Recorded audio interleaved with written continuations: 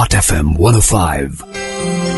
Programme Elmo आगही का सफर doctor Sher Shah Syed के साथ हर हफ्ते के दिन सुनना ना भूलिएगा। रात 8 बजे से 9 बजे सिर्फ हॉट FM रेडियो नेटवर्क पर।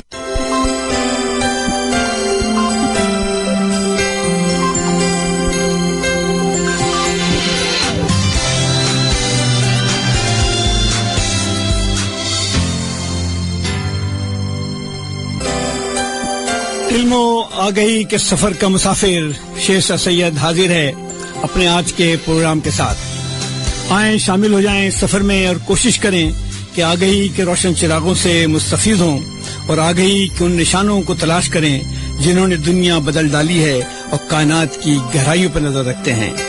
अस्सलाम वालेकुम। मेरे साथ आज फिर आरिश हैदर हैं जो मेरी मदद कर रहे हैं और मेरी मेहमान हैं आज यमुना सिद्दीकी। अस्सलाम वालेकुम। बहुत शुक्रिया यमुना आप आई हैं। यमुना डॉक्टर हैं। आगा खान से पास होने के बाद इन्होंने सिविल अस्पताल में हाउस जॉब मुकम्मल की है। उसके बाद इनकी ख्वाहिश और तमन्ना है कि ये बच्चों की डॉक्टर बने। जी बिल्कुल। इसके अलावा यमुना को जानवरों से बहुत दिलचस्पी है। बिल्लियां और दूसरे तमाम जानवर उनको अच्छे लगते हैं। ये हमारी दुनिया के लिए बहुत अच्छा है। और इनकी जो खास बात है वो ये है कि यमुना एक खास किस्म की पिलाटीज नाम की एक एक्सरसाइज है या जो भी है, मुझे तो बहुत कम पता है, यमुना बताएंगी उसके बारे में, लेकिन बाद में। उससे पहले मैं जिक्र करना चाहूंगा उन चंद ईमेल्स का और चंद फोन का जो हमारे प्रोग्राम के बारे में आ रहे हैं। तो सबसे पहले बहुत सालों पहले हमारी एक क्लास फेलो थी जिनका ताल्लुक नेपाल से था और उनका नाम था स्वराज प्रधान और अब इस वक्त तो स्वराज राज भंडारी हैं। उन्होंने मुझे ईमेल किया। उन्होंने कहा कि तुम्हारा प्रोग्राम मैंने सुना, मुझे कुछ उसमें उर्दू के मुश्किल अल्फाज लगे लेकिन मुझे बहुत पसंद आया। स्वराज बड़ी दिलचस्प शख्सियत की मालिक हैं, हमारी क्लास में थी। ये बहुत अच्छी सिंगर हैं। इस वक्त नेपाल की गायनेकोलॉजिस्ट हैं, ऑब्स्टेट्रिशियन गायनेकोलॉजिस्ट हैं और कॉलेज के ज़माने में ये बेहतरीन क्लासिकल डांसर भी थी। उस ज़माने में ऐसा होता था। डॉमरी कॉलेज में हमारी क्लास में 2 लड़कियां थीं जो क्लासिकल डांस करती थीं। बहुत सारे अदीब थे, शायर थे, वगैरह वगैरह। तो स्वराज बहुत शुक्रिया। दूसरे हमारे एक और दोस्त हैं निजामुद्दीन नूरुद्दीन दमानी, ये बेलफास्ट में काम करते हैं। इन्होंने प्रोग्राम सुना और इन्होंने मुझे एक लंबा चौड़ा फोन किया। उन्होंने कहा कि साइंस, यूनिवर्सिटी और लाइब्रेरी की जो तारीख के बारे में आप बता रहे हैं वो बड़ी अच्छी बात है और ये हमें पता होना चाहिए। निजाम खुद माइक्रोबायोलॉजिस्ट हैं, बैक्टीरियोलॉजी से इनकी जिंदगी वाबस्ता है। एक एक बैक्टीरिया के अंदर दाखिल होकर के देखना चाहते हैं कि वहाँ क्या हो रहा है। उन्होंने दिलचस्प बात ये बताई कि कभी मैं पाकिस्तान आया तो मैं आपके साथ प्रोग्राम करना चाहूंगा जिसमें इन्फेक्शन की तारीख के बारे में बताऊंगा। ये मुझे बड़ा दिलचस्प लगा। तो दमानी साहब अगर पाकिस्तान ना भी आए तो एक दिन में फोन पर आपसे इन्फेक्शन की, वायरस की, बैक्टीरिया की, प्रोटोजोआ की, इन सब की तारीख सुनना चाहूंगा और जो हमारे सामने को यकीनी बात है पसंद आएगा। एक हमारे दोस्त हैं जावेद अख्तर, फिजिक्स के उस्ताद रहे हैं, इस्लामाबाद में रहते हैं। उन्होंने प्रोग्राम सुना और उन्होंने कहा कि ये साइंस का प्रोग्राम है, ये बहुत अच्छी बात है कि इस तरफ तवज्जो दी जा रही है। हम जावेद साहब से ही बात करेंगे। हमने सुना है कि वो लेजर के बारे में बहुत कुछ रखते हैं। मुझे तो तारीख से दिलचस्पी है तो मैं तो लेजर की तारीख के बारे में कुछ सुनना चाहूंगा, वो बाद में। लेकिन आज जैसा कि आपको पता है कि ये प्रोग्राम आरिफ साहब, इसमें हम यूनिवर्सिटी का जिक्र करते हैं, लाइब्रेरीज का जिक्र करते हैं और उन यूनिवर्सिटी और लाइब्रेरियों में मुख्तलिफ लोग जो पढ़ा के निकले हैं उनके बारे में बात करते हैं। तो मैं आज आरिश चुनता हूँ चीन की एक यूनिवर्सिटी है, नानजिंग यूनिवर्सिटी, चीन की सबसे पुरानी यूनिवर्सिटी। चीन की सबसे पुरानी यूनिवर्सिटी। और नानजिंग यूनिवर्सिटी की जो इब्तिदा हुई वो 250 कबल अज़ मसीह, हजरत ईसा अलैहिस्सलाम के पैदाइश से 250 साल पहले ये बादशाह सिंह कुआन ने बनाई।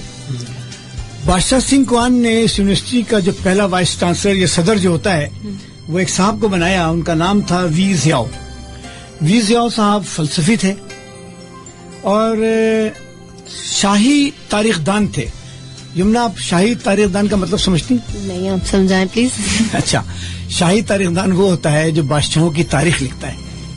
جو شاہی تاریخ دان ہے تو بادشاہ کی تاریخ, ہر بادشاہ اپنے زمانے میں اپنے ساتھ ایک بندہ رکھتا تھا صحیح. جو اس کے بارے میں لکھتے تھے کہ بادشاہ سلامت یہ کیا, بادشاہ سلامت یہ کیا, بادشاہ سلامت بڑے رہیں, وغیرہ وغیرہ. تو یہ بھی شاہی تاریخ دان تھے اور اس تاریخ دان کے سلسلے میں ہی ان کی موت واقع ہو گئی. وہ میں بتاتا ہوں, لیکن اس سے پہلے انہوں نے سب سے بڑا کام یہ کیا کہ عام لوگوں کے لیے, عام لوگوں کے بچے کے لیے یونیورسٹی کے دروازے کھول دیے. کیونکہ آپ کو پتا ہے کہ پہلے زمانے میں یونیورسٹی میں عام لوگوں کے بچے نہیں جا سکتے, صرف امیر لوگ کے بچے, صرف امیر لوگوں کے بچے جاتے تھے. ان کو ہی تعلیم حاصل کرنے کا حق تھا اور وہی تعلیم پاتے تھے. لیکن وی ضیاء صاحب نے یہ کیا کہ عام لوگوں کو دعوت دی کہ آپ یونیورسٹی میں اپنے بچوں کو بھیجیں.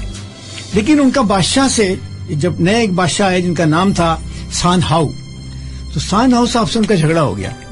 کیونکہ سان ہاؤ صاحب نے ان سے یہ کہا کہ آپ جو ہماری تاریخ لکھ رہے ہیں اس میں کچھ باتیں ہم نہیں چاہتے ہیں کہ آپ لکھیں. تو ضیاء صاحب نے کہا کہ بھائی اگر کوئی واقعہ ہوا ہے تو اس کو تو لکھنا پڑے گا.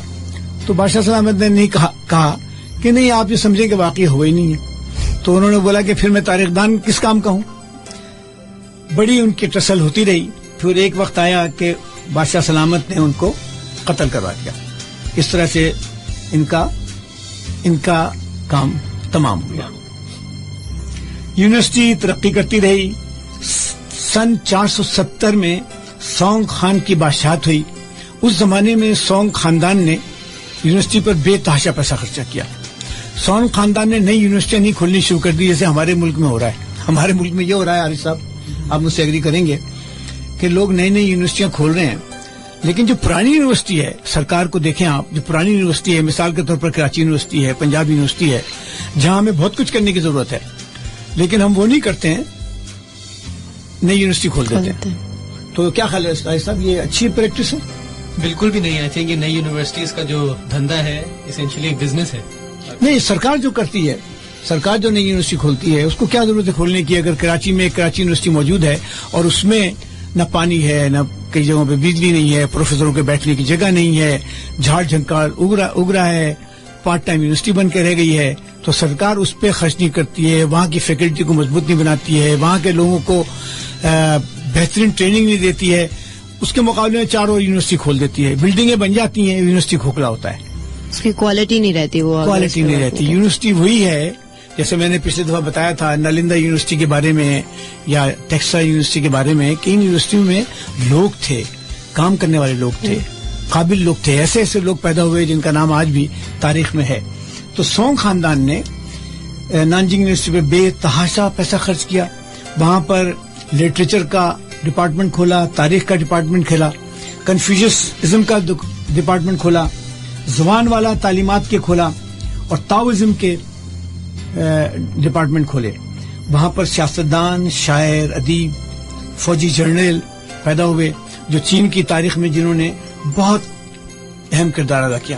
آپ کو سن کر حیرت ہوگی یمنا کہ 1918 میں نانجنگ یونیورسٹی میں چین کی پہلی سائنس سوسائٹی بنی, اور 1918 میں ہم لوگ برصغیر ہندو پاکستان جو پہلے تھا, ہم نے کوئی سائنس سوسائٹی بنائی تھی؟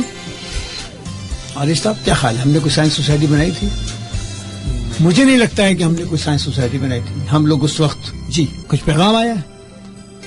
نہیں ابھی تک تو نہیں, لیکن اگر کوئی ہم کو کچھ شیئر کرنا چاہتا ہے, پیغام بھیجنا چاہتا ہے تو 8282 پہ ہاٹ اسپیس اپنا میسج لکھ کے ضرور بھیج سکتے ہیں, اور ہم اس پیغام کا جواب دینا پسند کریں گے. آپ کی رائے, آپ کی تنقید کو ہم خوش آمدید کہتے ہیں. بالکل. تو پھر میں اسی یونیورسٹی کے بارے میں آگے بڑھوں گا کہ 1920 میں 1920 میں اسی یونیورسٹی میں چائنیز اکیڈمی آف سائنس بنائی گئی, جس میں 60% سے زیادہ لوگ نانجنگ یونیورسٹی کے پڑھے ہوئے تھے. تو جب آپ یہ دیکھیں کہ 1920 میں سوسائٹی بنا دی جائے سائنس کی, تو ملک کا ڈائریکشن سائنس کی طرف ہوگا. آج جو چائنا کی ترقی ہے, اور آج چائنا سوئی سے لے کر کے اسپیس کے جہاز بنا رہا ہے, وہ اسی سائنس کی ترقی کا نتیجہ ہے. علم و آگہی کو فوقیت دی جا رہی ہے اور کورونا کی مثال ہمارے سامنے ہے. کورونا ایک شہر میں آیا اور چائنا نے سائنس کی طاقت سے کورونا کو شکست دے دی اور وہ شہر کھل گیا. تو سائنس کی بات ہم جب کرتے ہیں تو اس پہ ہمیں غور کرنا چاہیے. کسی بھی ملک کی ترقی کے پیچھے سائنس کا بہت بڑا ہاتھ ہوتا ہے. ایک بات جس کو سن کر آپ کو خوشی ہوگی کہ 1919 میں پہلی دفعہ اس یونیورسٹی میں لڑکیوں کو داخلے کی اجازت دی گئی اور جو پہلی لڑکی اسٹوڈنٹ تھی وہاں پر اس کا نام تھا گوانگ ین اور گوانگ ین نے یہاں پر تعلیم حاصل کی اور کافی ترقی کی. اس یونیورسٹی کا ایک اور بہت اہم رول ہے. آپ کو پتا ہے کلچرل ریولیوشن کے بارے میں پتا ہے آپ کو کچھ؟ ڈیٹیل نہیں لیکن آپ ہمیں بتا سکتے بتائیں ہیں. تھوڑا سا. آگاہ کریں. آپ کو آگہی کی ضرورت ہے. دیکھیں ماؤ زیڈونگ کے زمانے میں ایک کلچرل ریولیوشن برپا ہوا ہے چائنا میں اور اس کا مقصد یہ تھا کہ ان کا خیال یہ تھا کمیونسٹ پارٹی کا کہ چائنا میں دوبارہ سے امیر لوگوں کی حاکمیت قائم ہو رہی ہے اور سب کو اب سے نیچے تک سب کو صحیح کرنا ہے. اور اس میں بڑی ناجائز کام بھی ہوئے. لوگوں کو اریسٹ کیا گیا, لوگوں کو لیبر کیمپس میں بھیجا گیا, کچھ لوگ مارے بھی گئے. اس زمانے میں نانجنگ یونیورسٹی کے پروفیسروں نے احتجاج کیا اور انہوں نے کہا کہ یہ پاسبل نہیں ہے.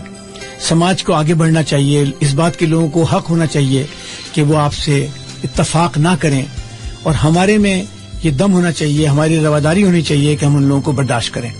اور اس زمانے میں نانجنگ یونیورسٹی میں بہت بڑی موومنٹ چلی اور بعد میں حکومت کو وہاں کے پروفیسروں اور طلباء کے مطالبات کے آگے گھٹنے ٹیکنے پڑے. میں آپ کو دلچسپ بات بتاؤں کہ جب میں یہ پڑھ رہا تھا تو میں نے دیکھا کہ نانجنگ یونیورسٹی کا نعرہ کیا ہے, ان کا مین موٹو کیا ہے, سلوگن کیا ہے. ان کا سلوگن ہے ایمانداری اور ذہانت کے ساتھ محنت کرو اور ہمیشہ سچ پہ کاربند رہو. ایمانداری اور ذہانت کے ساتھ, ایمانداری اور ذہانت کے ساتھ محنت کرو اور سچ پہ کاربند رہو. تو مطلب یہ ہے کہ سچ بولنا بہت ضروری ہوتا ہے. اس سے پہلے کہ میں کنفیوشس کے بارے میں کچھ بتاؤں, میں چاہتا ہوں کہ آپ بتائیں کہ آپ پیڈیاٹریشین کیوں بننا چاہتی ہیں؟ کافی لوگ پوچھتے ہیں یہ سوال اور اصل میں ایک ہی جواب یہ ہے کہ جب میڈیکل اسکول کے درمیان جب پیڈیاٹرکس کی ہماری روٹیشن لگی تھی تو اس میں باقی روٹیشنز کے مقابلے میں کچھ زیادہ دلچسپی لگی. انٹرسٹ اچانک سے زیادہ فیل ہونے لگا کہ ادھر زیادہ مزہ آ رہا ہے لوگوں کو پیشنٹس کو ٹریٹ کرنے میں, پیرنٹس کے ساتھ ڈیل کرنے میں. وہ ایک الگ ایسپیکٹ آ جاتا ہے کہ پیشنٹس کے ساتھ چھوٹے بچے اچھے لگتے ہیں, اچھے تو لگتے ہیں لیکن بیمار بچے دیکھنا مشکل بات ہوتی ہے, آدمی دکھی ہو جاتا ہے. بالکل صحیح بات. تو وہ تو ہے ایک خطرہ کہ یہ بچوں کو کچھ ہونا جائے. جی, ایک وہ مشکل بات تو یہ ڈیفینیٹلی ہے پیڈیاٹرکس کی فیلڈ کے بارے میں. آسان نہیں ہوتا ہمیشہ دیکھنا ایسے مریضوں کو, لیکن وہ انٹرسٹ اسی فیلڈ میں سب سے زیادہ مجھے فیل ہوئی. تو اب پیڈیاٹرکس میں بھی بہت سے برانچز ہیں. جی بالکل. تو آپ کا کوئی خاص انٹرسٹ ہے کسی خاص برانچ میں؟ ابھی تک تو نہیں. میں نے سوچا ہے کہ کسی اسپیسیفک فیلڈ میں جانا ہے کہ نہیں. اس میں جنرل پیڈیاٹرکس میں ہی شوق ہے مجھے. چلیں ٹھیک ہے. چلیں یہ تو آپ کی ڈاکٹری کی بات ہوئی. بالکل. جانوروں سے کتنی دلچسپی؟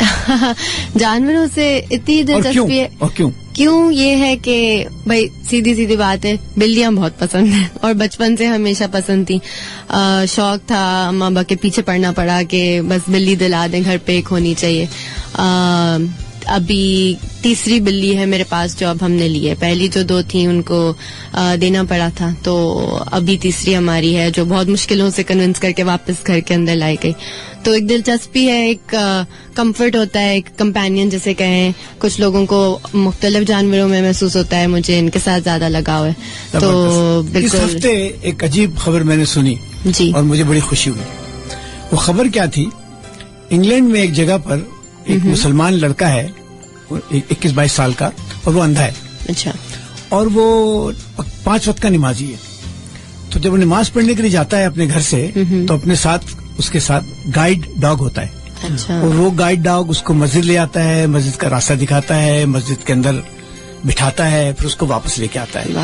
اور اس کا BBC پہ انٹرویو آ رہا تھا تو اس لڑکے نے بولا کہ میں اس گائیڈ ڈاگ کے بغیر کچھ کر نہیں سکتا ہوں, میں مکمل طور پہ بلائنڈ ہوں اور قرأت کرتا ہوں. میں قرآن پڑھنا مجھے اچھا لگتا ہے اور میں پابندی سے نماز پڑھتا ہوں. تو کہنے لگا کچھ لوگوں نے مجھ سے کہا کہ یہ جو کتا ہے یہ نجس ہے. تو میں اپنے امام صاحب کے پاس گیا اور میں حیران رہ گیا کہ امام صاحب نے عالموں کی ایک میٹنگ بلائی اور ایک فتویٰ جاری ہوا کہ گائیڈ ڈاگ کو نہ صرف یہ کہ اس لڑکے کو لانے کی اجازت ہے بلکہ مسجد میں گائیڈ ڈاگ کے لیے ایک جگہ بنائی جائے تاکہ جب بچہ یہ عبادت کر رہا ہو, مسجد کے اندر نماز پڑھ رہا ہو, تو گائیڈ ڈاگ وہاں سائے میں یا گرم جگہ پر آرام سے بیٹھے اور جانے کے ٹائم بچے کو لے کے جائے. یہ اس ہفتے کی BBC کی بڑی اہم خبر ہے. تو مجھے بڑی خوشی ہوئی. آپ کو پتا ہے کہ انگلینڈ میں یا یورپ میں گائیڈ ڈاگ اگر نہ ہو تو بہت سے اندھے لوگ کام ہی نہیں کر سکتے. تو یہ فتویٰ ایک زبردست فتویٰ ہے. میں کبھی لندن گیا تو میں ان امام صاحب سے ملنے کی کوشش کروں گا. مجھے بہت اچھا لگا یہ بات کہ انہوں نے ایک مسلمان بچے کی عبادت میں اس کتے کے رول کو تسلیم کیا اور اس کے لیے خصوصی انتظامات کیے کہ مسجد کے اندر اس کتے کو میں نے دیکھا, تصویر آئی ہوئی. اگر آپ لوگ BBC سنتے ہیں تو BBC کے ویب پیج پہ جائیں اور جا کے دیکھیں کہ وہاں پہ یہ تصویر بنی ہوئی ہے. تو یہ بڑی اچھی خبر ہے. اچھا یمنا, مجھے آپ بتائیں کہ یہ جو آپ کا کھیل ہے اس کے بارے میں بتائیں, یہ کیا ہے؟ اس کا نام پلاٹیز ہے. ایک ایکسرسائز کی ایک قسم ہے جو پاکستان میں ریلیٹیولی نیو ہے. کچھ سال پہلے تک بالکل کم لوگ اس کو فالو کرتے تھے یا سکھاتے تھے. اب آہستہ آہستہ اس کی شوق بڑھ گئی ہے لوگوں میں اور کافی اور لوگ شروع کرنے لگے ہیں. میں بھی ان میں سے ہی تھی جو آہستہ آہستہ ایک ٹرینر کے پاس اٹینڈ کرتی تھی کلاسز جس میں میں سیکھتی تھی, اور اس کے بعد میری دلچسپی اس میں بڑھی تو مجھے بھی شوق ہوا کہ میں اس کو آگے لے کے بڑھوں اور خود ٹرینر بن جاؤں اس ایکسرسائز کے فارم کا. تو ایسے ہی دلچسپی بڑھی اور جب موقع ملا تو میں نے لے لیا. اب پچھلے سال کے اکتوبر سے میں لگی تھی اس میں ٹریننگ کرانے میں, تو اس ٹائم سے میں لگی ہوئی ہوں کہ اور پلاٹیز کا کوئی مطلب یہ ایکسرسائز کا کوئی طریقہ ہے؟ جی تو دوسرے ایکسرسائز کے طریقوں سے مختلف کیوں ہے اور کیا مختلف ہے؟ پلاٹیز جو ہے وہ تھوڑی سملیرٹیز رکھتا ہے ایک الگ قسم کی ایکسرسائز کے ساتھ جس کو کہتے ہیں ہم یوگا. سنا ہوگا کافی لوگ پریکٹس کرتے ہیں, لیکن یوگا میں جب زیادہ رول فلیکسیبلٹی اور ہائی فلیکسیبلٹی کے اوپر آتا ہے, پلاٹیز میں وہ ایک لو امپیکٹ فلیکسیبلٹی کے اوپر آتا ہے کہ وہ آہستہ آہستہ وہ اسٹرینتھ ڈیولپ کرتا ہے ان مسلز میں اور بیلنس ڈیولپ کرتا ہے ان مسلز میں کہ ہم over longer period of time وہ فلیکسیبلٹی ڈیولپ کریں. اور اس کے علاوہ اس میں زیادہ رول تو کتنے گھنٹے روز کرتی ہیں آپ؟ آج کل تو بالکل کم ہوا ہے, ٹائم نکالنا تھوڑا مشکل ہو رہا ہے, لیکن اس ساری کورونا کی وجہ سے جو بزینس آ گئی ہے, اس سے پہلے ہفتے میں 3 دفعہ تو میں کراتی تھی اور اس کروانے کے ساتھ ساتھ خود بھی اپنی پریکٹس تھوڑی کر لیتی تھی, تو وہ میرا ریگولر پریکٹس رہتا تھا. تو پلاٹیز میں اور زمبا میں کیا فرق ہے؟ زمبا تو زیادہ ایک ڈانس قسم کی فٹنس ایکسرسائز ہے. اس میں میوزک تو خیر ہم کسی بھی ایکسرسائز کے فارم کے ساتھ لگا دیتے ہیں, لیکن زمبا میں وہ ایک ڈانس کا ایلیمنٹ لے آتے ہیں. اس میں کارڈیو کا زیادہ ایلیمنٹ ہوتا ہے, اس میں بہت انٹینسٹی زیادہ ہوتی ہے اور فاسٹ پیس ہوتا ہے. پلاٹیز میں آپ فاسٹ پیس بھی لا سکتے ہیں, لیکن زیادہ تر لوگ پریفر کرتے ہیں کہ ایک سلو پیس پہ ہم اپنے انڈیویجول مسل گروپس کے اوپر فوکس کریں. تو مجھے تو ایسا لگ رہا ہے کہ آپ کی بات سے کہ مجھے آپ کی شاگردگی اختیار نہیں پڑتی. بالکل ضرور پلاٹیز کرنا شروع کر دوں گا. عارف صاحب آپ نے پلاٹیز ٹرائی کیا؟ نہیں, میں نے ابھی تک پلاٹیز کو ٹرائی نہیں کیا. تو پلاٹیز ٹرائی کرنے کا موڈ ہے؟ کرتے ہیں کسی دن ضرور. آپ تو دوڑ لگاتے ہیں اور سائیکل چلاتے ہیں. بالکل. آپ کی اسپیشلٹی ہے کہ آپ فٹ رہنے کے لیے دوڑ لگاتے ہیں. آپ نے کنفیوشس کا نام سنا ہے؟ بالکل سنا ہے. کون تھے کنفیوشس؟ کنفیوشس جتنا مجھے پتا ہے بہت پرانے چائنیز فلاسفر ہیں جنہوں نے بہت ہی بہت زیادہ پڑھے لکھے. اچھا, کنفیوشس کا مجھے اس لیے خیال آیا کہ نانجنگ یونیورسٹی میں ایک پورا ڈپارٹمنٹ ہے کنفیوشس کے بارے میں, تو میں نے بولا ذرا ان کے بارے میں پتا کرنا چاہیے.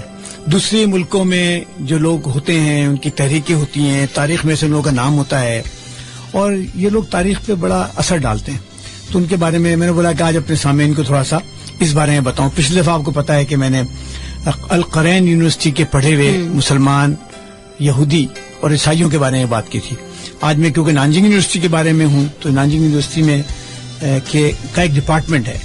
تو جناب 551 BC में कन्फ्यूशियस साहब पैदा हुए और 72 साल की उम्र में इन्होंने इंतकाल किया.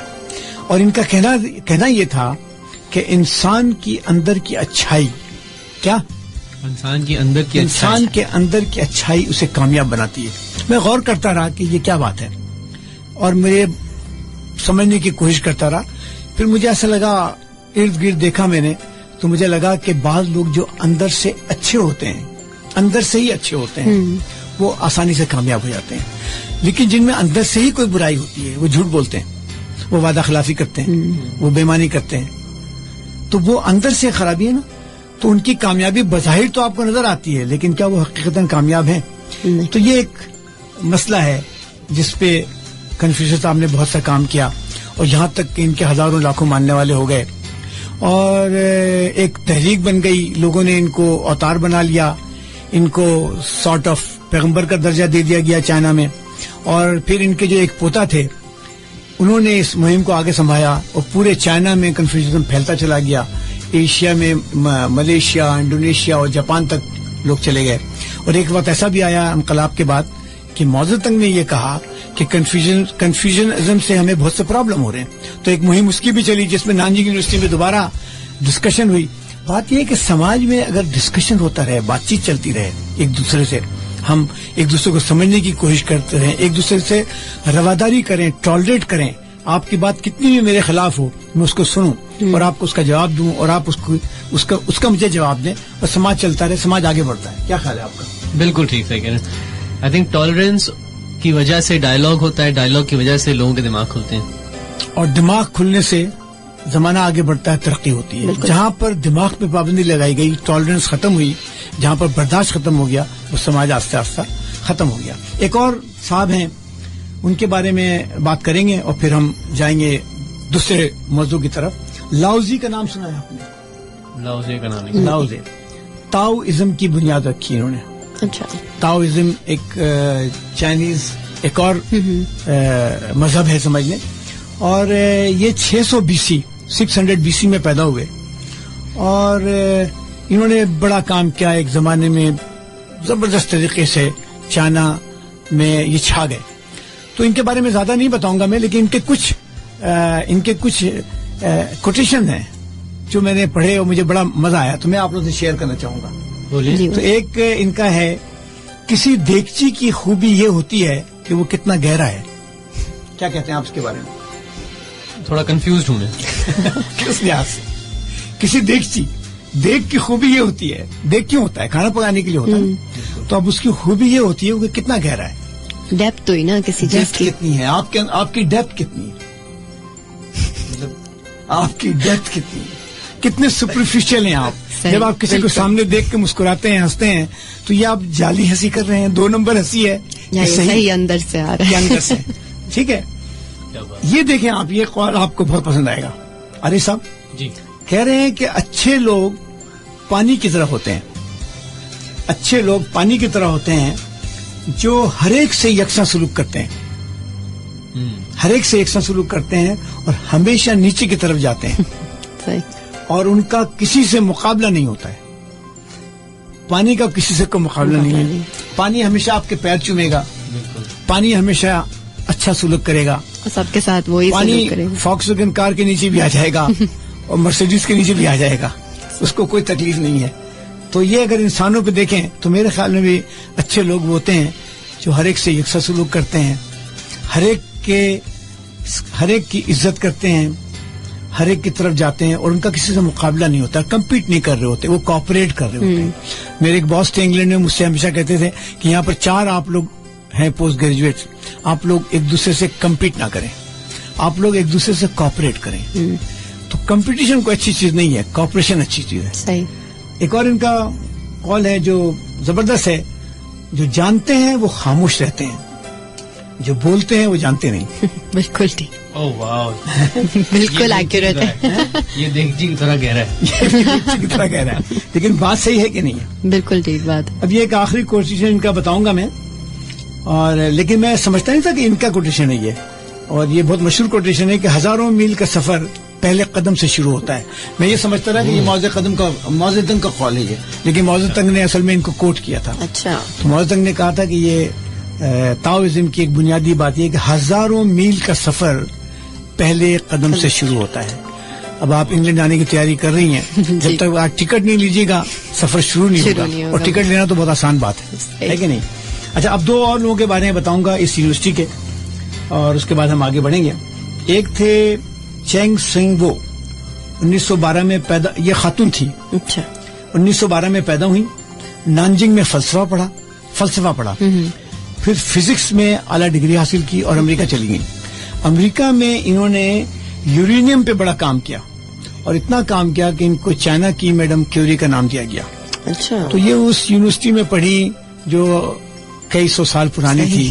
اس یونیورسٹی میں لڑکیوں کو پڑھنے کی اجازت تھی, اور انہوں نے سب کو آگے چھوڑ دیا. اور ریسنٹ ہسٹری میں یہ ہمارے دوست جاوید اختر صاحب اگر یہ پروگرام سن رہے ہیں, ان کو پڑھ کے سن کے خوشی ہوگی کہ چینگ پاؤ چاؤ, یہ ان کی جو مشہور ترین تھیوری ہے وہ اینٹی میٹر, اور انہوں نے الیکٹران پوزیٹران انہیلیشن کی تھیوری پیش کی, اور الیکٹران کی دنیا میں ان کا بڑا نام ہے. یہ تو بنیادی طور پہ میرا ذکر تھا نانجنگ یونیورسٹی کے بارے میں, اس کے پڑھے لکھے لوگوں کے بارے میں. عارف صاحب کوئی سوال ہے آپ کے پاس؟ ہاں, مجھے نہیں پتا تھا کہ اینٹی میٹر کی تھیوری چائنا سے ہمارے پاس آئی. پہلے نہیں, بہت سے لوگوں نے اس میں تھیوری دی ہے, لیکن ان کا ایک بہت بڑا کنٹریبیوشن ہے اس میں. اچھا. کہ ان کی دیکھیں, یہ جتنی بھی تھیوریاں آتی ہیں یہ بڑے مشکل مراحل سے گزرتی ہیں. تھیوری دینا تو بڑا آسان ہوتا ہے, اس کو پروف کرنا اور اس کا قانون بن جانا, پھر اس قانون پہ عمل کر کے چیزوں کا ایجاد ہونا ایک بہت بڑی بات ہوتی ہے. تو یہ اچھا دیکھیں نا, یہ یونیورسٹی تقریباً 2500 سال پرانی. اس یونیورسٹی میں کتنے لوگ پڑھ کے نکل گئے. میں نے تو صرف چند چاول کے دانے نکالے ہیں آپ سے شیئر کرنے کے لیے. میں یہ چاہتا ہوں کہ ہمارے ملک میں بھی ایسی یونیورسٹی ہو, ہمارے ملک میں بھی ایسے ہی ماحول ہو جہاں لڑکے لڑکیاں جائیں اور تعلیم حاصل کریں, اور ایسی پی ایچ ڈی کریں جس کو عزت کے ساتھ دکھا سکیں. ہمارے ملک کی زیادہ تر پی ایچ ڈی ایسی ہوتی ہے جس کو ہم 2 نمبر پی ایچ ڈی کہہ سکتے ہیں. 4 نمبر پروفیسر کا بریف کیس اٹھا کے گھوم رہے ہیں, پروفیسر کے گھر کا کام کر رہے ہیں, پروفیسر کے گاڑی ڈرائیو کر رہے ہیں, ڈرائیور بنے ہوئے ہیں, اور ان کو ایک تھیسس لکھا اور تھیسس کو پتہ نہیں کیسے ڈیفینڈ کیا اور جناب پی ایچ ڈی ہو گئی. تو اس قسم کی پی ایچ ڈی کا کوئی فائدہ نہیں ہے, اس کی ویلیو نہیں ہے. ہاں, یہ جہالت ہے. اور پچھلے پروگرام میں نے کہا تھا کہ 2 چیزیں دنیا میں ایسی ہیں جن کی چاہت بڑھے تو بڑھتی چلی جاتی ہے. ایک علم, اگر آپ علم حاصل کرنا چاہیں تو علم کی کوئی کمی نہیں ہے, آپ بڑھتی چلی جائے گی. دوسری طرف اگر آپ جاہل رہنا چاہیں تو جہالت کی بھی کوئی انتہا نہیں ہے. اچھا, مرتضیٰ کہتے ہیں کہ لاسٹ سیٹرڈے آپ کا شو نہیں سن سکا کیونکہ لاسٹ سیٹرڈے رمضان کی پہلی افطاری تھی, اس لیے کھانے پینے میں بزی تھا, لیکن آج سن رہا ہوں. ذرا یہ بتائیں کہ دنیا میں ڈگریز دینا کب شروع کیا گیا, اور یہ جو ڈگریز ہیں کن یونیورسٹیز نے دی؟ یہ بڑا اچھا سوال کیا مرتضیٰ, آپ نے پہلا پروگرام آپ نے سنا, میں نے بتایا تھا کہ ڈگری جو ریکارڈڈ ہسٹری ہے وہ سب سے پہلے دی گئی ہمارے پاکستان میں موجود ایک علاقے میں ٹیکسلا میں, جہاں پر ٹیکسلا یونیورسٹی بنی, اور ٹیکسلا یونیورسٹی میں تعلیم دینے کے لیے کمرے بنائے گئے, اور ان کمروں میں استاد پڑھاتے تھے. وہاں پر ہاسٹل تھے جہاں لڑکے رہتے تھے, وہاں پر فیکلٹی کے رہنے کی جگہ تھی, اور ایک خاص حد تک تعلیم حاصل کرنے کے بعد آپ کو ڈگری دی جاتی تھی جو اسناد کہلاتی تھی.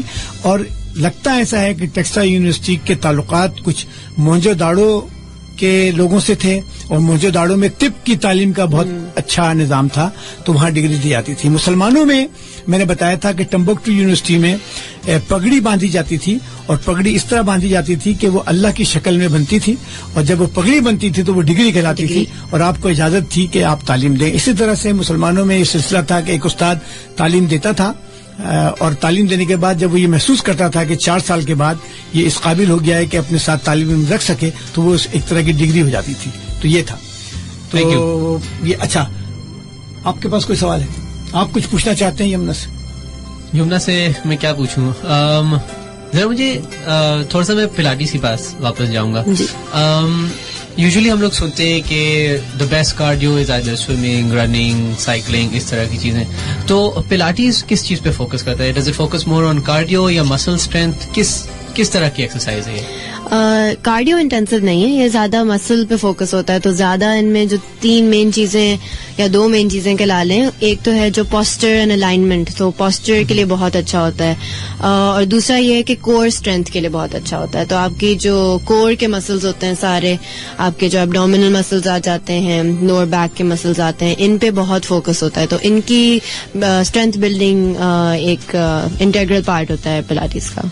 ठीक है. और आप जो क्लासेस देती हैं, इंस्ट्रक्टरशिप में आने का कब से आपको पैशन रहा, वो कैसे हुआ? तो मैं खुद तो पिलाटीज तकरीबन 3 साल हो गए हैं जब से मैं कर रही हूँ खुद प्रैक्टिस, लेकिन इंस्ट्रक्टर बनी हूँ मैं, जैसे मैंने बोला था पिछले अक्टूबर से उसमें मैं इन्वॉल्व हुई थी. तो उस वक्त मुझे अपॉर्चुनिटी दी गई थी एक पिलाटीज के स्टूडियो से जिसका नाम पिलाटीज लैब है. वहाँ पे एक अपॉर्चुनिटी मिली थी क्योंकि वो दूसरी ब्रांच खोल रहे थे जहाँ पे उनको ट्रेनर्स की नीड थी.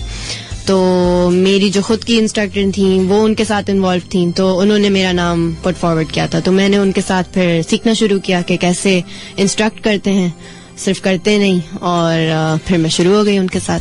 तो इसी तरीके से मैं इन्वॉल्व हुई हूँ उसमें.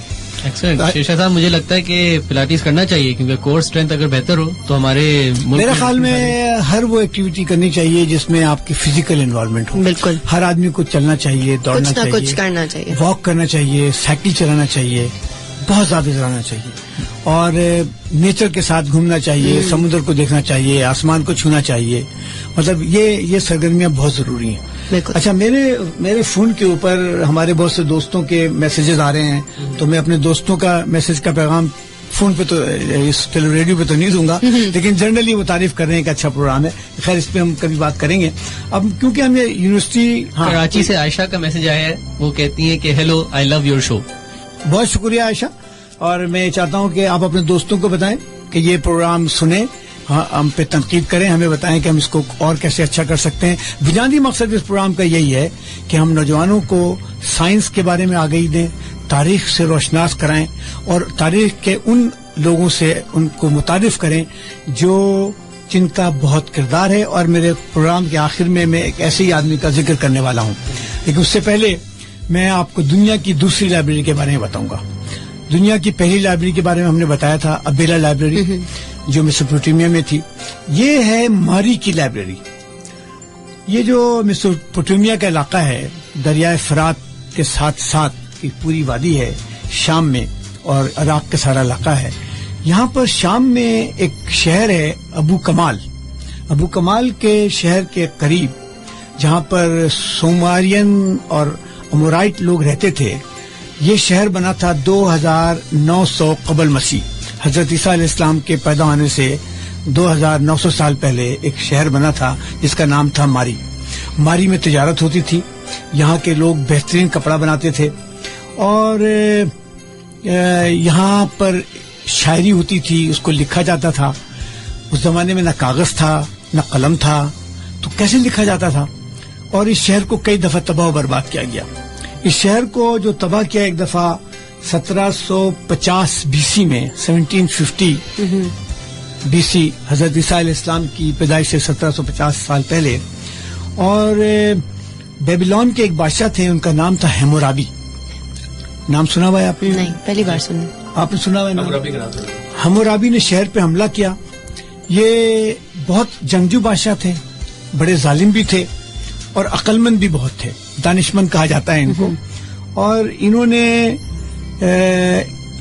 मालूम इंसानों की तारीख में हम्मुराबी पहले आदमी हैं जिन्हें इंसानों का पहला कानूनदान कहा जाता है, क्योंकि उन्होंने बहुत से कानून बनाए. अच्छा, हमें कैसा पता लगा कि ये कानून उनके बनाए हुए हैं? क्योंकि रिकॉर्ड तो कुछ था नहीं. तो हुआ ये कि मारी के इलाके में एक दफा कुछ अरब बुद्धू चरवाहे थे. किसी जगह पे उन्होंने कोई चीज देखी, उसको खोदना शुरू किया, तो अंदर से पूरा एक शहर निकल के आ गया. उस जमाने में फ्रांस की हुकूमत थी वहां पर. पेरिस से बहुत लोग बुलाए गए, पूरे इलाके को घेर दिया गया, और अंदर से एक नया शहर हमारे मोहनजोदाड़ो शहर की तरह निकला. और उस शहर में तकरीबन 30,000 के करीब कदबे मिले, पत्थर के टुकड़े जिन पे लिखा हुआ था. टैबलेट्स जो कहते हैं. और उन टैबलेट्स में कहानी लिखी हुई थी, शायरी लिखी हुई थी, داستانیں لکھی ہوئی تھی, موسیقی لکھی ہوئی تھی.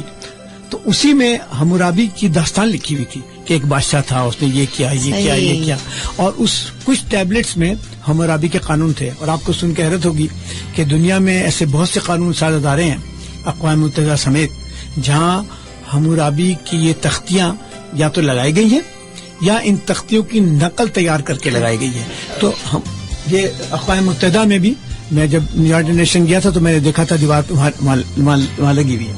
تو حمورابی کے کچھ قانون میں آپ کو بتاتا ہوں جو انہوں نے بنائے اور جو پتھروں پہ ابھی بھی لکھی ہوئی ہے, اور جتنا ان کا اس زمانے کے جو بھی حساب کتاب تھا اس کے مطابق ہے. تو ایک حمورابی کا ایک قانون یہ ہے کہ کوئی آدمی اگر کسی دوسرے کی فصل کراپس کو تباہ کرے گا تو قانون کے مطابق اس آدمی کے فصل کو بھی تباہ کر دیا جائے. اچھا ٹھیک ہے سر, ایک قانون یہ تھا. دوسرے کا قانون, ایک قانون یہ تھا کہ کوئی آدمی کسی دوسرے کا درخت کاٹے گا تو اس آدمی کا بھی درخت کاٹ دیا جائے گا اسی سائز کا اور اسی طرح کا, اچھا, اگر پکڑا گیا. ایک قانون یہ ہے کہ اگر کوئی آدمی دوسرے کی آنکھ یا دانت توڑے گا تو اس آدمی جس نے کیا ہے اس کی بھی آنکھ خراب کر دی جائے گی اور دانت توڑ دی جائے گی. اور ایک قانون جو ہمارے, دیکھیں ہم تینوں ڈاکٹر ہیں, ایک قانون ہمارے بڑے خلاف ہے. اس کا قانون یہ تھا کہ اگر ڈاکٹر کے علاج سے مریض مر گیا تو ڈاکٹر کی انگلیاں کاٹ دی جائیں. یہ کچھ سخت نہیں ہے کافی, لیکن اس زمانے کا قانون تھا بھائی, اور مجھے یقین ہے کہ اس پہ عمل بھی ہوتا ہوگا.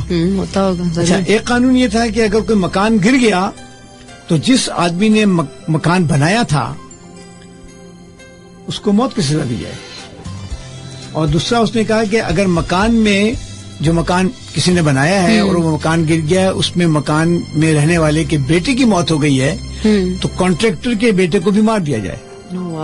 یہ کچھ سخت ہے کہ کیا ہے؟ ہاں, لیکن ان کی کوالٹی آف کنسٹرکشن بھی بہت اچھی ہوتی ہے. ہاں, کوالٹی آف کنسٹرکشن. یہ پل نہیں گرتے ہوں گے, ہے کہ نہیں, بلڈنگیں نہیں گرتی ہوں گی جیسے ہمارے پوری بلڈنگیں کولیپس ہو جاتی ہیں اور اونر کو کچھ بھی نہیں ہوتا ہے, تو یہ نہیں ہوتا ہوگا.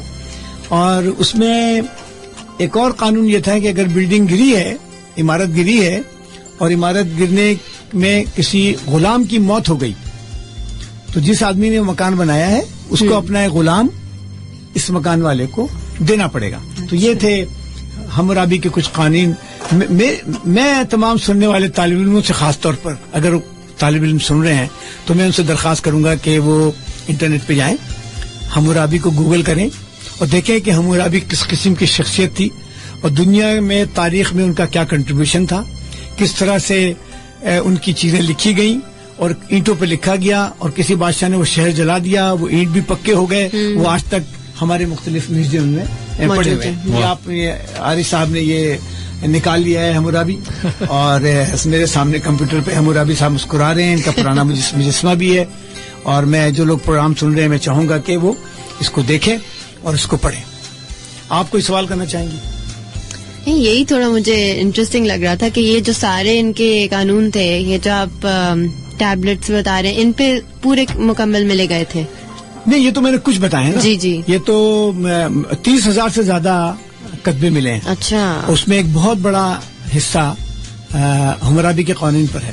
اچھا, یہ میں ایک جگہ یہ بتا رہا ہوں, میسوپوٹیمیا کے علاقے میں کسی جگہ پہ 30,000, کہیں پہ 25,000, کہیں پہ 65,000, کہیں پہ 40,000 کتبے ملے ہیں جس میں مختلف چیزیں لکھی ہوئی ہیں. تو یہ اس زمانے کی لائبریری تھی, کاغذ تو تھا نہیں, لکڑی پہ لکھتے تھے, تو لکڑی اگر جل گئی تو ختم ہو گئی. اور کیا نام اس کا, چمڑے پہ لکھتے تھے, چمڑا بھی جل گیا تو ختم ہو گیا. تو یہ جو پتھروں پہ لکھا جاتا تھا وہ ابھی تک برقرار, وہ لاسٹ کرتے تھے, وہ لاسٹ کرتے ہیں. اور اس وقت دنیا کے بہت بڑے بڑے میوزیم میں یہ موجود ہیں. میں اصل میں ایک دن, میں آپ کو بتاؤں, میں ایک دن یہاں میوزیم کی کہانی بھی سناؤں گا. اچھا, اور ایک میں نے کتاب بھی ایک لکھی ہے, آگہی کے نشان. تو آگہی کے نشان جو ہیں, اور اس میں بعد ایسے میوزیم ہیں جن کے بارے میں بتاؤں گا تو آپ حیران ہو جائیں گے. مثال کے طور پر میں ایک دن پورا پروگرام کروں گا اسمتھسونین میوزیم پر. اسمتھسونین میوزیم واشنگٹن میں ہے, اور یہ میوزیم تقریباً میرے خیال میں 10 فٹ بال کے گراؤنڈ کے برابر جگہ پر ہے. اور ایک دن تو کیا آپ ایک ہفتے میں میوزیم دیکھ سکتے ہیں. اور اسمتھسونین کے بارے میں جب میں بتاؤں گا کہ وہ کون صاحب تھے کیا تھے, آپ حیران رہ جائیں گے کہ اس آدمی میں کیا شوق تھا سائنس سے آگہی کا. اور یہ امریکن نہ ہونے کے باوجود, امریکن نہیں تھا یہ, نہ امریکہ میں پیدا ہوا نہ امریکہ کبھی آیا, لیکن اس نے ساری دولت امریکی حکومت کو دی تھی کہ ایک میوزیم ایسا بنایا جائے جہاں پر سائنس کی ترقی کے لیے کام کیا جائے. اور کئی سالوں تک وہ پیسے پڑے رہے, کیونکہ امریکی قانون کے مطابق امریکی حکومت باہر کا پیسہ استعمال نہیں کر سکتی. تو میں یہ الگ کہانی ہے. لیکن اگر آپ گئی ہیں واشنگٹن؟ نہیں, میں نہیں گئی کبھی. آپ تو گئے ہوں گے عارف واشنگٹن؟ جی میں گیا ہوں بالکل. اچھا, اگر سمر کے زمانے میں آپ واشنگٹن میں جائیں اور اسمتھسونین میوزیم کے پاس سے گزریں تو آپ کو سینکڑوں کی تعداد میں بسیں کھڑی ہوئی نظر آئیں گی. اور ان بسوں میں امریکہ کے اسکول کے بچے آتے ہیں. اور یہ میوزیم بالکل فری ہے. دنیا کے کسی بھی نسل مذہب کے لوگوں کے لیے میوزیم بالکل فری ہے. آپ یہ سارے بچے سرکار کے خرچے پر آتے ہیں اور دن رات میوزیم میں گزارتے ہیں. یہاں پر ہر طرح کی چیزیں, چاند کی مٹی سے لے کر کے اسپیس شپ کے حصے, سمندر کے نیچے کا بیکٹیریا سے لے کر کے پتہ نہیں کیا کیا ہے, ایک دن میں تو آپ دیکھ ہی نہیں سکتے. بہت شاندار میوزیم ہے. 15 دن تک آپ میوزیم میں گھومتے رہیں گے. تو اس میوزیم کے بعد میں داستان سناؤں گا. تو یہ میوزیم جو ہے نا تعلیم کے ذریعہ ہوتے ہیں. مجھے بڑی خوشی ہوتی ہے کہ امریکہ میں میوزیم کے کوئی پیسے نہیں لگتے ہیں. ہر میوزیم میں آپ جا سکتے ہیں, ہر لائبریری میں گھس کر کے آپ کتابیں حاصل کر سکتے ہیں. تو یہ میں نے بتایا. اس کے بعد ایک اور لائبریری کا ذکر میں کر دوں جانے سے پہلے. یہ یوگارتھ کی لائبریری کہلاتی ہے اور یہ فرعون رامسس کے زمانے سے اس کا کچھ تعلق بنتا ہے. اس کی تفصیلات میں آئندہ کے پروگرام میں بتاؤں گا, اور اگلے پروگرام میں دوبارہ سے یونیورسٹیوں کی طرف آؤں گا اور اس کے بارے میں بتاؤں گا. بیچ میں آپ نے عارف نے مجھ سے پوچھا تھا کہ یہ جب یونیورسٹی اور لائبریری ختم ہو جائے گی تو آپ کیا کریں گے. تو میں نے عارف کو بولا کہ بات یہ ہے کہ ہر ایک یونیورسٹی کی داستان ایسی ہے کہ شاید پروگرام کے ٹائم وقت ختم ہوتا چلے جائے, وہ ختم نہ ہو. لیکن میرے ذہن میں یہ ہے کہ میں میوزیم کے بارے میں بتاؤں گا جی, اور کچھ میں بتاؤں گا دنیا کا پہلا ہسپتال کہاں بنا, دنیا کا پہلا میڈیکل اسکول کہاں بنا, اور دنیا کے پہلے ڈاکٹر کہاں پیدا ہوئے, اور وہ آج تک قائم ہونے والا کون سا اسپتال ہے. یہ کسی اور وقت پہ بتایا جائے گا. کوئی پیغام ہے عارف صاحب آپ دیکھ لیتے ہیں. سلیم صاحب کہتے ہیں کراچی سے کہ بہت اچھا شو ہے آپ کا, بہت ساری چیزیں آپ اچھی اچھی بتا رہے ہیں جو کہ ویسے نہیں پتہ لگتی ہم کو. اچھا, زبردست. اچھا, اب میں اگر آپ کو یونیورسٹی کے سلسلے میں تھوڑا سا الازہر یونیورسٹی کے بارے میں کچھ بتاؤں. بالکل بتائیے. قاہرہ کے جو الازہر یونیورسٹی اس کے بارے میں کچھ بتاؤں. جی. اور اس الازہر یونیورسٹی کے ایک مشہور طالب علم ہیں, ان کے بارے میں بتاؤں گا. اور الازہر یونیورسٹی کے بعد میں آپ کو بتاؤں گا نظامیہ یونیورسٹی ایران و عراق. تھوڑا سا میں بتاؤں کہ ایک صاحب تھے خواجہ نظام الملک توسی, انہوں نے سوچا کہ کچھ علم کا ایسا سلسلہ ہونا چاہیے کہ مختلف شہروں میں درسگاہیں بنائی جائیں. تو 1065 عیسوی میں انہوں نے نظامیہ یونیورسٹی کی داغ بیل ڈالی. اور یہ نظامیہ یونیورسٹی عراق اور ایران اور سیریا میں اس کے مختلف حصے بنائے گئے. انہوں نے تعلیم کا ایک نظام بنایا. انہوں نے فلسفہ, ریاضی اور فلکیات, طب, ان کے تمام شعبے بنائے. اور اس یونیورسٹی میں قوانین, عربی ادب, تاریخ اور میوزک کو پڑھایا جانے لگا.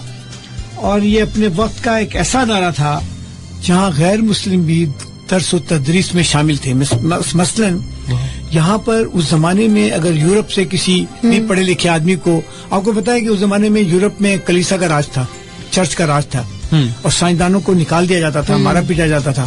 تو نظامیہ یونیورسٹی میں وہ ان کو اپنے ہائر کر لیتے تھے ایسے لوگوں کو, یہودیوں کو اور عیسائیوں کو, ایسے عیسائیوں کو جو سائنس کی بات کرتے تھے. جیسے آج اگر پاکستان سے یا بعض ملکوں سے لوگ نالا ہو کے باہر نکلتے ہیں تو ہارورڈ یونیورسٹی ان کو ملازم رکھ لیتی ہے, کیمبرج یونیورسٹی ان کو ملازم رکھ لیتی ہے.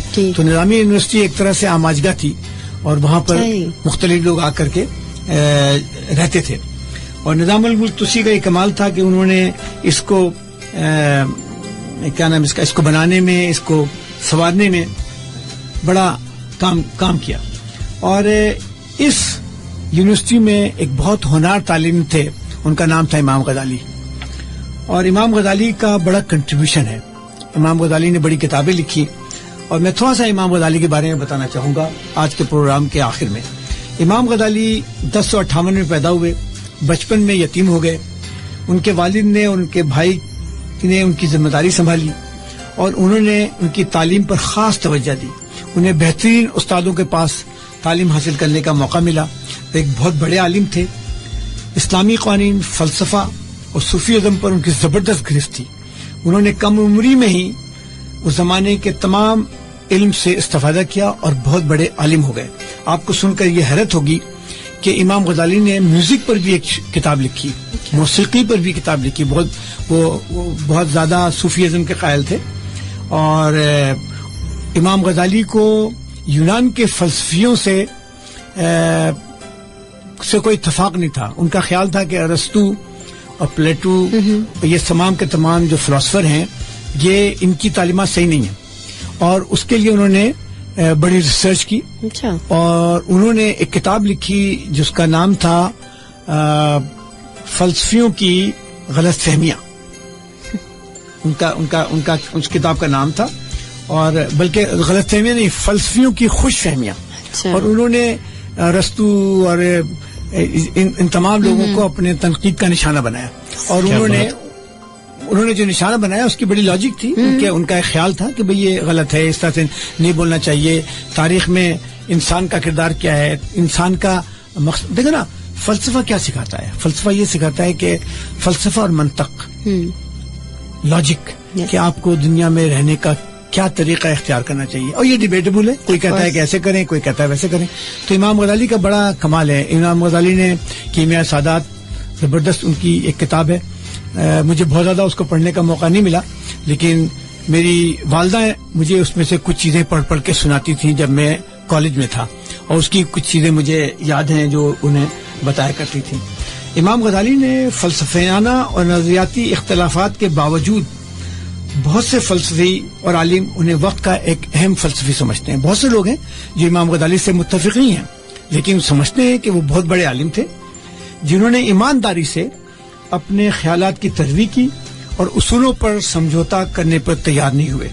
ان کا شمار ان عالموں میں ہوتا ہے جن کا علم ان تک محدود نہیں تھا. وہ ایک عالم باعمل تھے. عالم باعمل کیا ہوتا ہے؟ میرے خیال میں ایک اچھا پروفیسر کون ہوتا ہے؟ میں نے آپ پچھلے پروگرام میں نہیں تھی، میں نے بتایا تھا کہ اندلس میں خاتون تھی، ان کا نام تھا لبانہ. لبانہ ریاضی دان تھی، اور لبانہ جب اپنے گھر سے نکلتی تھی ان کے پیچھے 15-20 ان کے شاگرد گھومتے رہتے تھے. وہ سوال کرتے رہتے، بتاتی جاتی تھی. تو عالم باعمل وہ ہوتا ہے جو اپنے علم کو اپنے تک محدود نہیں رکھتا ہے، وہ دوسروں کو علم دیتا رہتا ہے. وہ ایک اس کا کردار ہوتا ہے کہ اسپنج کی طرح نچوڑ کر کے جو آدمی چپک جائے اس کو چوس لیتا ہے. تو امام غزالی کی سب سے بڑی بات یہ تھی کہ وہ عالم باعمل تھے. ساری زندگی انہوں نے اپنے نظریات پہ پکے رہے، بڑے بڑے حکمرانوں سے ٹکر لی، کسی سے ڈرے نہیں، کسی سے بھاگے نہیں، اور کسی بھی طالب علم کو بھگایا نہیں. دیکھیں آج کل کے بہت سے پروفیسروں کو میں جانتا ہوں جو طالب علموں سے ایسی بدتمیزی سے بات کرتے ہیں کہ طالب تو سوال ہی نہیں کرتا ہے ان سے. اچھا پروفیسر وہ ہوتا ہے جو ہر قسم کے سوالات کو سنے، اور اگر اس کا جواب نہیں آتا ہے تو بولے آئی ایم سوری، مجھے اس کا جواب پتہ نہیں ہے، میں عقل کل نہیں ہوں، میں ساری دنیا کی. اب مجھ سے کوئی پوچھے کہ چاند کے جو فلاں کریٹر ہے اس کا نام رکھا گیا ہے یہ تو کیوں رکھا گیا ہے، تو مجھے نہیں پتا ہے. چاند کے بہت سے حصوں کا نام مختلف سائنسدانوں کے نام پر رکھا گیا ہے، مجھے نہیں پتا ہے. تو میں کہوں گا مجھے نہیں پتا ہے، اور میں کل پتا کر کے آپ کو بتاؤں گا. تو ہمارے یہ کیا ہوتا ہے کہ پروفیسر صاحب ڈانٹ دیتے ہیں، تم کو ہمیشہ سوال کرنے کی عادت ہے، سوال نہ کیا کرو مجھ سے. تو یہ طریقہ صحیح نہیں ہے. امام غزالی کی سب سے بڑی بات یہ تھی کہ وہ عالم باعمل تھے، جو وہ سمجھتے تھے وہ کہتے تھے، اور اپنے نظریات کو کسی پہ تھوپتے نہیں تھے. لیکن ان کے بعض نظریات ایسے ہیں جس سے بہت سے لوگ اختلافات رکھتے ہیں. کوئی سوال ہے عارف صاحب؟ سوال تو ابھی نہیں، لیکن کیونکہ ہمارا شو تھوڑی دیر میں ختم ہونے والا ہے, تو آج کا میں سائنس کا ایک فیکٹ بتاتا چلوں گا ضرور کہ کیونکہ ہماری جو دنیا ہے, یہ جو ارتھ ہے, اس کے اراؤنڈ ایک اوزون لیئر ہے, اور میرے خیال سے کیونکہ پوری دنیا میں ایک لاک ڈاؤن ہوا ہوا ہے, گاڑیاں نہیں چل رہی ہیں, جہاز نہیں چل رہے ہیں, 95% آف ٹریفک ابھی بالکل گراؤنڈیڈ ہے, گھر پہ ہے, اوزون لیئر کا بہت بڑا ایک سوراخ جو کہ 1 ملین اسکوائر کلومیٹرز کا تھا نارتھ پول کے اوپر کمپلیٹلی. آپ ہمارے سامعین کو بتائیں گے کہ اوزون لیئر کی اہمیت کیا ہے؟ اوزون لیئر ہمارے دنیا کے اراؤنڈ ایک گیس کی لیئر ہے جو کہ جو سورج کی جو الٹرا وائلٹ ریز ہیں اور جو گرین ہاؤس ایفیکٹ اس کی وجہ سے ہوتا ہے اس کو کم کرنے میں کنٹریبیوٹ کرتی ہے. اس کا ڈائریکٹ ریلیشن ہے دنیا کے ٹیمپریچر سے. یہ بتائیں اوزون لیئر بنی کیسے؟ اوزون جو دیکھیں, اوزون ایک مالیکیول ہوتا ہے, اس میں 3 آکسیجن کے ایٹمز ہوتے ہیں.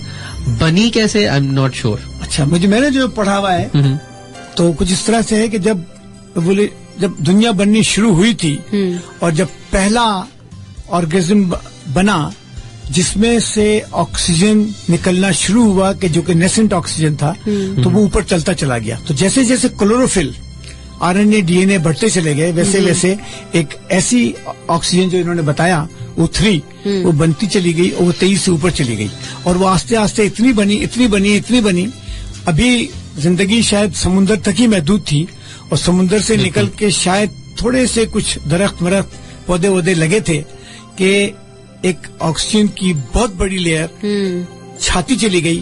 اور اس لیئر کا کمال یہ ہے کہ زندگی کو مزید ترقی ملی کیونکہ جو الٹرا وائلٹ ریز تھی وہ زندگی کے خلاف ہیں. اب آخر میں چلتے چلتے کورونا کے اس دور میں آج ہی میں ایک مائکرو بایولوجسٹ سے بات کر رہا تھا, انہوں نے مجھ سے کہا, وہ کہہ رہی تھی کہ یہ بہت ممکن ہے کہ کورونا ہمارے ملک میں کم اس لیے ہے کہ گرمی بہت زیادہ ہے اور الٹرا وائلٹ ریز جو آتی ہیں اس میں سے کچھ کورونا کا شکار کر لیتی ہیں شاید. تو یہ جو اوزون لیئر بنی تو اس نے الٹرا وائلٹ ریز کو روکا, تو دنیا میں لائف کو ایک طرح سے بوسٹ مل گیا اور زندگی ترقی کرتے چلی گئی. چلتے چلتے آپ مجھے بتائیں گے یہ جو آپ نے ایکسپو سینٹر میں کورونا کا جو سینٹر بنایا ہے وہ کیسا چل رہا ہے, اور آپ کا کیا خیال ہے اب کورونا پاکستان میں کہاں پر جا کر رکے گا؟ ایکسپو سینٹر میں ابھی دیکھیں 365 کے قریب آج پیشنٹس ہیں. یہ پیشنٹس انفارچونیٹلی بڑھے جا رہے ہیں, لیکن بہت اچھی بات یہ ہے کہ ہر دن کے حساب سے پیشنٹس بہتر ہو کے گھر بھی جا رہے ہیں. بالکل ڈسچارج ہو رہے ہیں. ہم نے زیادہ تر ہمارے پیشنٹ جو فیسلٹی سے گئے ہیں صحت یاب ہو کے گھر ہی گئے ہیں اوور ویلمنگ میجورٹی میں. میرے خیال سے کورونا وائرس اگر ہم لوگ لاک ڈاؤن اور گھروں کے اندر بند رہنے کی تدابیر پر عمل کریں تو بہتر ہوتا رہے گا, اور آہستہ آہستہ امید ہے کہ اگلے 2-3 مہینے میں بھی نیگلیجیبل حد تک. عارش اور یمنا, میں آپ سے یہ اقرار کرنا چاہتا ہوں, میں یہ سمجھتا ہوں دل کے ساتھ کہ لاک ڈاؤن کی پالیسی سے ہی کورونا کا خاتمہ ہو سکتا ہے. میں ہاتھ جوڑ کر کے تمام لوگوں سے جو پروگرام سن رہے ہیں وہ اپنا خیال رکھیں, ہاتھ نہ ملائیں, گلے نہیں لگیں, دور رہیں, گھروں میں رہیں اور انفیکشن کو پھیلنے سے روکیں. کورونا کی موت ہمارے ہاتھ میں ہے اور ہماری موت کورونا کے ہاتھ میں ہے. ہم جتنا ایک دوسرے کے قریب جائیں گے کورونا بڑھتا چلا جائے گا, ہم جتنا ایک دوسرے سے دور رہیں گے گھروں میں بند رہیں گے کورونا کا خاتمہ ہوگا. انشاءاللہ بہت جلد کورونا کا خاتمہ ہو جائے گا. میرے خیال میں وقت اب ختم ہو گیا ہے اور اس کے ساتھ ہی ایز یوزول اور اب ختم ہوتا ہے آج کا سفر ہمارا. حاضر ہوں گے دوبارہ اسی وقت اسی جگہ پر FM 105 سے ہفتے کی شام 8 بجے ایک اور سفر کے آغاز کے لیے. اپنا اور اپنے رشتہ داروں کا خیال رکھیں. اور پھر میرا وہی سوال ہے کہ سوال یہ نہیں ہے کہ موت کے بعد زندگی ہے کہ نہیں, سوال یہ ہے کہ موت سے پہلے زندگی جی کے نہیں. بہت بہت شکریہ یمنا آپ کا, اور بہت شکریہ عارش, تھینک یو میری مدد کرنے کا. خدا حافظ. خدا حافظ. اللہ حافظ.